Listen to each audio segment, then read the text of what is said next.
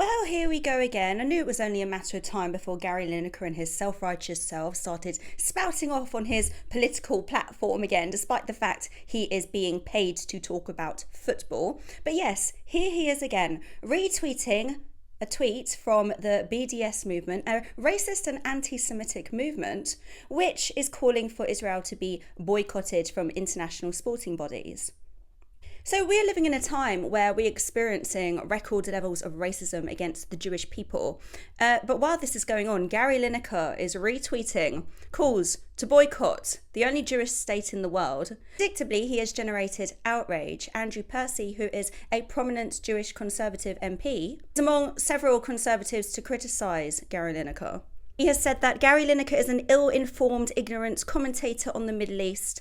The BDS movement to boycott Israel is a racist, anti-Semitic campaign. Nobody who receives taxpayers' money working in the BBC should be endorsing a campaign that is widely understood to promote Jew hate. And that's another point, isn't it? Who exactly is paying Gary Lineker's wages? We are. We, the taxpayer. We are paying for Gary Lineker to spout politics which he doesn't even tend to know anything about.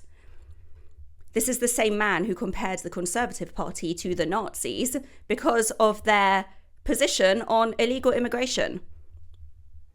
A position that many of us take, by the way. Gary Lineker does have a tendency to put his foot in his mouth. The BBC actually did suspend him last year. Of course, Gary Lineker returned arrogant as ever, strutting around after his fellow BBC pundits, who appear to be just as clueless about the politics in this country, decided to boycott in protest. Naturally, the BBC caved in because that is what they are good at. Why can't Gary Lineker just stick to what he's supposed to do, which is comment on football? Last I checked, he's not an MP, he's not a political commentator, he's none of those things. And he's not being paid to spout his biased, ignorant politics to the British public.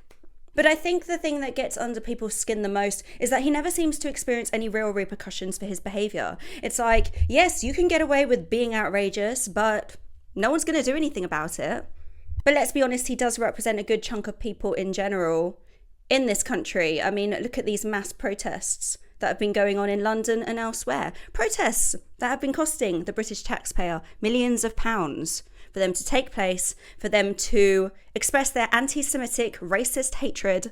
And who's paying for it? Who's footing the bill? We are. We are paying for these protests. We are paying for Gary Lineker. We are paying to hear and see things we don't like that we know is wrong, but we are being forced to do it anyway. How Gary Lineker can say very little or nothing about anti-Semitism in this country, nor about the horrors inflicted on the people of Israel by the terrorist group Hamas, which obviously culminated to its worst point on October the 7th, when they launched a vicious attack on hundreds upon hundreds of innocent Israelis and committed some of the most atrocious crimes. Not a word to say about this form of terrorism inflicted on innocent people.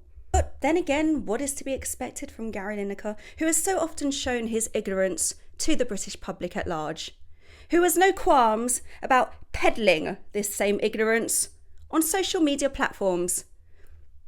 I suppose the one ray of shining light in all this is that when Gary Lineker decides to take a political position, you can be absolutely certain that that position is the wrong one, and that if you are opposite him, you are indeed on the right side of history. Have you got what it takes to be a reasoned presenter? Well, send us a short clip of yourself to join@reasoned.uk and we might be seeing you on this very channel very soon indeed.